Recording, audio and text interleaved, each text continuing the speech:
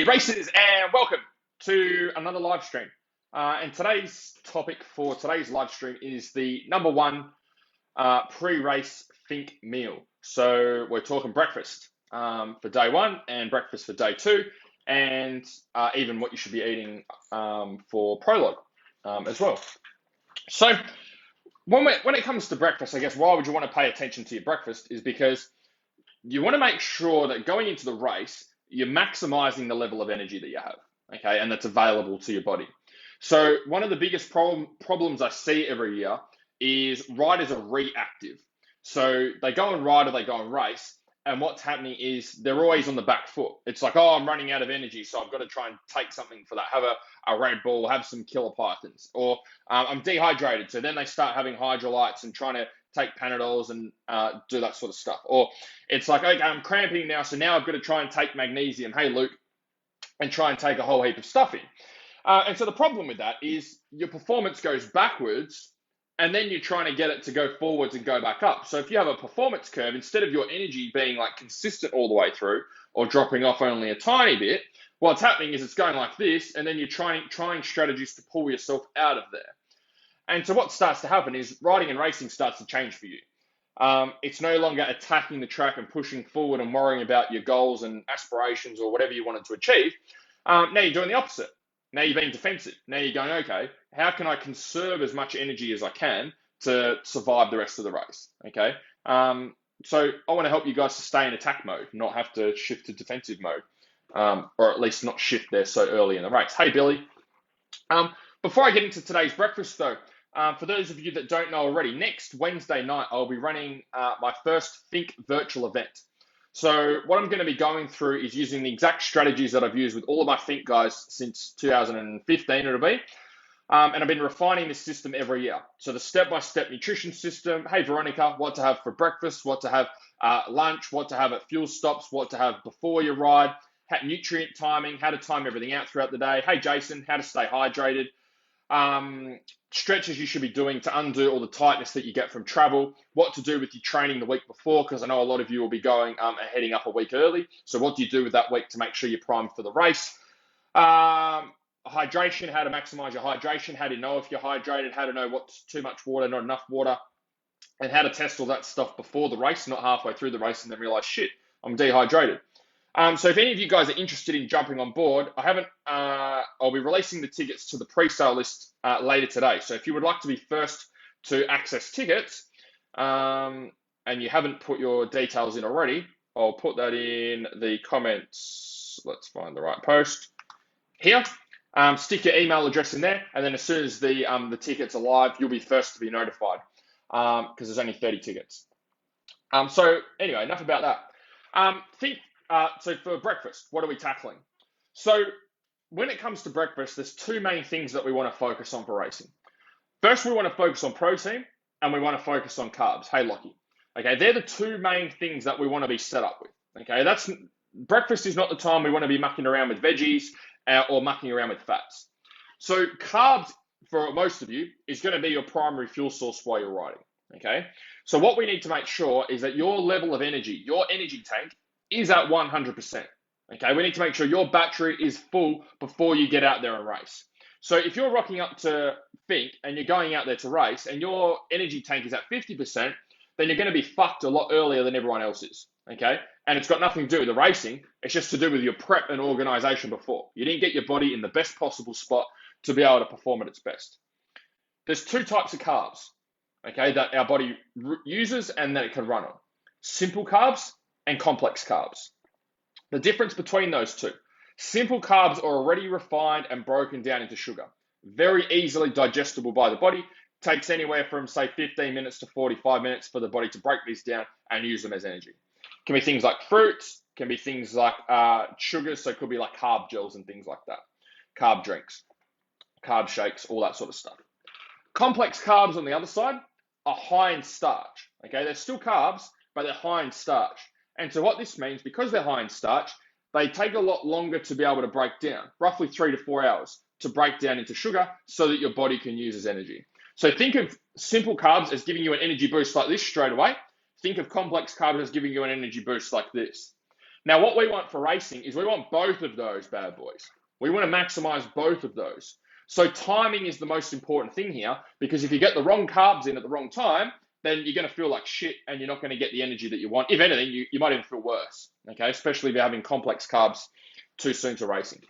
Complex carbs that are high in starch, things like sweet potatoes, brown rice, quinoa, pumpkin, okay? High in starch, take a while to break down for the body to be able to use as energy.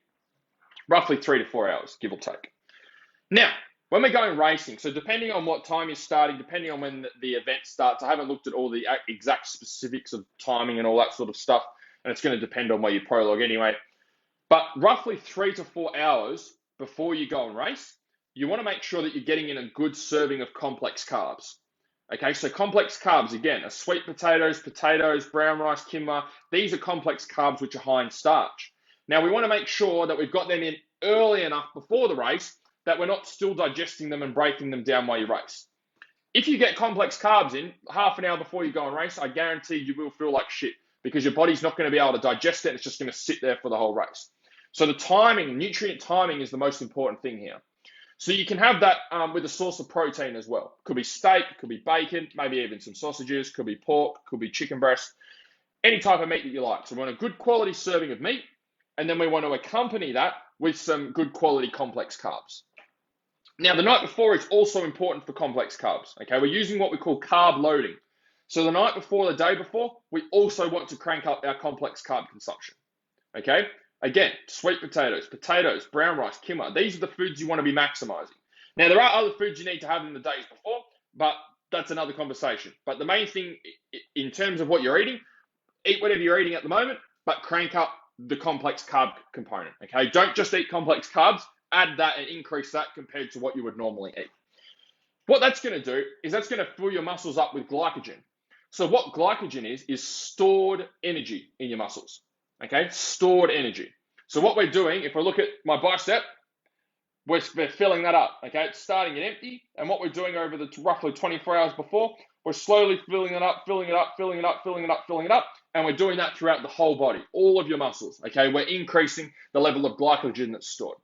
Now, what happens when you go and race is all this glycogen stored up. You might put on a little bit of weight on the scales, but what's going to happen is you've got that there as an energy tank. So as you're going through the race, when your body is using all the glucose that it has, which is readily available energy from sugars that you may have had before, it's going to start to break down, hey Arthur, it's going to start to break down that glycogen into glucose so that you can use as energy as you're racing, okay? So the whole goal is we want to have your energy tank at 100%, and then as it drops throughout the race, we just want to work on topping that up, okay? Whether it's through the strategy you use with your Camelback or strategy you use with fuel stops, all we're working on doing is just topping that up, okay? So we're starting at 100% and it drops down, and then we're topping it up and then it drops down, and then we're topping it up and then it drops down, using our through the race nutrition strategy. But the most important thing, and the focus for this video, is we have to start at the top, guys. Start at 100%, okay? Don't start at 50% and then watch your performance go downhill and then trying to use all these reactive strategies to try and get yourself back up. Start at the top. Prevent the problems from happening in the first place, rather than waiting for the problems to happen and then going, oh shit, what do I do now? So that comes into the simple carbs. Simple carbs are, again, high in natural sugars, okay, or just sugar in general. Very easily for the body to absorb and use as energy. Could be things like carb gels or fruits. What you could do for Finke, roughly half an hour, 45 minutes before you go and race, have a carb gel or have a piece of fruit, okay? That's going to set you up. So we've got our glycogen, which is stored in our muscles, which is already broken down. And then we want to make sure we're maximizing the level of glucose that we have in our system as well, which is readily available energy, which is floating around, ready for us to use. So we want to have floating around energy, which we're going to use right now, because you're taking it half an hour, 45 minutes before you go and race. And we want to have stored energy, which we've done over the previous 24 hours, which is all stored up in your muscles. And so that's going to make sure that your body is as primed and as full as it can possibly be. Things to look out for when you use this strategy. Gaining weight, okay? You probably will gain weight when you're storing more glycogen, more carbs than what your body's used to. Number one, because of the carbs. Number two, because you're going to hold on to more water. Carbohydrates, okay? It's in the name. Hold on to a lot of water, okay? That's why if you go on a new diet that has no carbs, you lose 2, 3, 4, 5 kilos in the first couple of days, That's because you're cutting out all the carbs, which also flushes out the water. So the carbohydrates will help to keep you hydrated when you're putting putting water in as well. But they're also going to make sure that you perform at your best when you go and race, which is what we want. So because you've got more carbs in your system, you're going to be holding more water, guys. If you're holding on to more water, you're going to be heavier. So don't be worried about the scales. Don't be worrying about putting on weight. If anything, I encourage you to put on weight, because that means you've got a heap of carbs in there and a heap of water ready to go. If you're losing weight coming straight into the race, you're probably dehydrated, not eating enough food. Okay. Remember, for the race, you're burning more energy than probably what you've ever burnt in racing. It's high intensity and you're riding for a longer period of time and you're doing it 2 days in a row. You need to treat your body like an athlete. Whether you are an athlete or not, doesn't matter. You need to be treating yourself like an athlete because you're doing such a massive event and putting your body under a lot of stress. And what that comes back down to is putting the right foods in, making sure your energy is at 100%. Okay? But I encourage you guys, don't start worrying about this shit halfway through the race. Do the work beforehand. Get prepared, get organized, put a timer on your phone, go shopping, put a whiteboard in your trailer or your truck so you know exactly when you need to eat and what you need to do, so you've got a very clear plan. Or come to my Think virtual event next Wednesday and I'll give you the PDF, which will give you the step-by-step for Prologue Day 1, Day 2, how to eat, what times to have everything, and the meals that you can have. And if you're interested in that, you can jump on the pre-sale list, which I put in the comments below. Any questions, guys? There's a few of you on here. So any questions? Any of you guys going to Think, or maybe you're not going to Think and you've just got general questions about nutrition? What can I help you guys with? Fire away. What have we got? Training questions, nutrition questions, hydration questions. I'm not sure what you've got for me, but I'm going to answer them for you right now. What have you got that I can help you with? Post them up and I'll answer them now. Don't be shy. If you've got questions, get them answered. What can I help you with? So, Jason, first meal at the Finke end. So you're talking about when you finish day 1 going into day 2, I'm assuming. First thing that you want to do after you race is get a protein shake in. Okay, get a protein shake in with either Powerade or with coconut water, because we want to start the recovery process. So as you're going through the race, your body's burnt through a lot of energy and it's broken down a lot. No matter how much training you've done, how much riding you've done, okay, your body's going to be breaking down. So what we want to do is give it the tools and the nutrients it needs to start rebuilding and repairing itself, and that comes from protein. You're not going to be able to get a full meal in after you've just ridden for 2, 3, or 4 hours. Your heart rate's going to be way too high. The intensity of the event is going to be quite high. There's going to be a lot of adrenaline, and your body's going to be under a lot of stress. So you're not going to be digesting too much food at all. So protein shake with water is with Powerade or coconut water is the first thing I do, replacing carbohydrates and starting to get ready for the next day, and then also getting protein shaken. Once your body's calmed down, then maybe a couple of hours later, depending on when you feel like eating, that's when you want to get really stuck into the food. Okay, don't get stuck into the social side. If you want to do well, get stuck into the food on day 1. All right, that should be your priority over everything. So it could be meats. We want to carb load and get plenty of complex carbs in, get some veggies in, get our fats in because we haven't had our fats all day. So get plenty of fats in at nighttime. Really just getting a shit ton of calories in, a lot of food and a lot of carbs in to make sure that we're set and ready to go. Not just to help with recovery, we've got to think about loading up for day 2 as well. So hopefully that helps, Jason. Lockie, what about the 2 weeks leading up to the event whilst we're pre-running? Should we be carb loading then? So you should always be using, so I guess this is it's going to depend because I don't know you personally, Lockie. I don't know the level that you ride at, the speed that you ride at, and what your pre-running is going to look like. You might not even know what that looks like at the moment. You want to be using, carbs are your fuel source, whether you're training, whether you're racing, or whether you're riding. So it's the amount of carbs that you take in, depending on the amount of output that you're planning on having. So if you are going racing, obviously you want a shit ton of carbs, right? But if you're going pre-running, maybe it's just a casual pre-running. So like a few of our guys have gone pre-running and they just like practice a section and then had a break and then practice a section and then have a break. And it's a bit more low key.